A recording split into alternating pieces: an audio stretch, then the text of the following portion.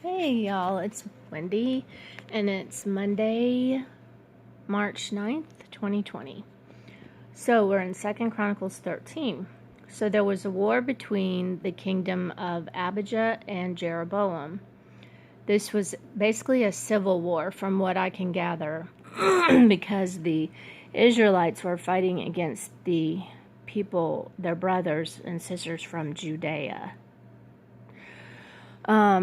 So possibly,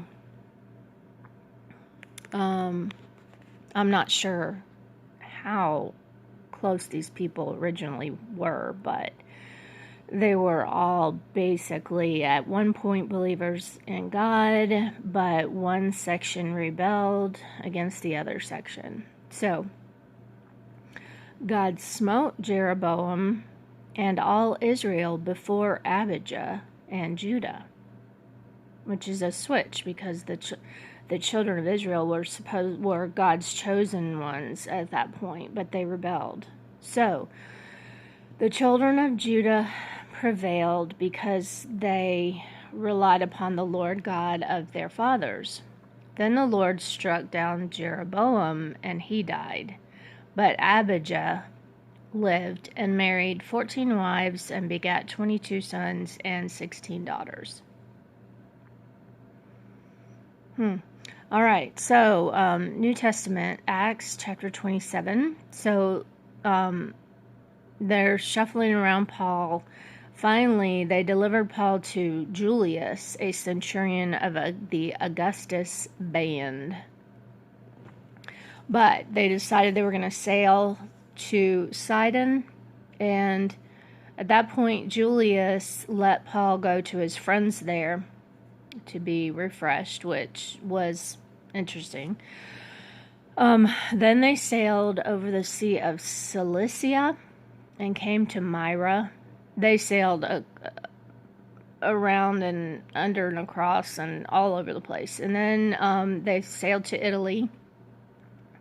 But they had high winds and a lot of trouble with the sea at that point, with the weather. But the angel of God told Paul that he must be brought before Caesar, and that God hath given him all of them that sailed with him. So, at one point they got stuck in kind of a shallow area where they couldn't get the ship into the shore, but some of them thought, oh, if we can just swim to the shore, we'll be okay. But Paul told them only the ones that stayed on the boat would live. So they stayed, and they had been fasting for 14 days, but Paul told them to eat. So they ate, and at that time there were 216 souls on board. So that was more like a ship than a small boat.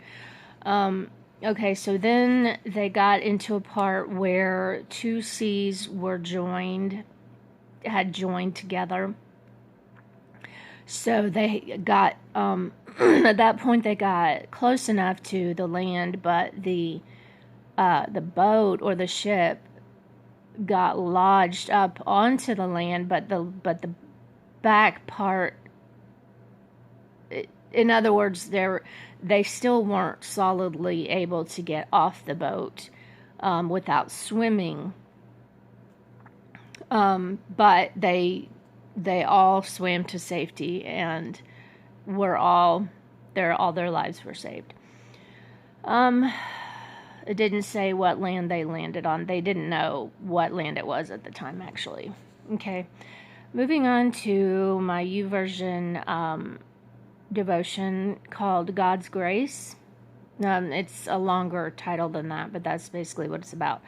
It says that Jesus wept and that he had compassion on people, and that we should also not be afraid to cry and sympathize and be compassionate with other people so as to lead them to God.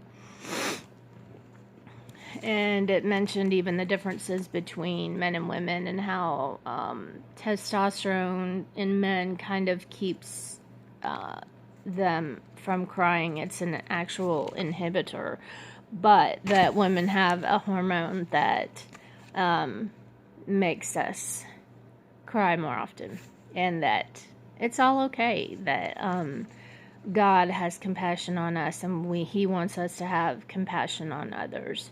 So it's okay to cry. Yay. It's Monday. I don't even know how cold it is. It's not supposed to get up into the 70s until Thursday, and then it's going to rain again. So, enjoy that. Anyway, I'm feeling a little bit better. I hope everyone's healing from all their sicknesses. And if you have any prayer requests, shoot them to me. You guys have a good Monday, even though Mondays are hard. I don't know. Spend some time talking to God about it. That's the only thing I can suggest at this point. Love you guys. Talk to you tomorrow. Bye.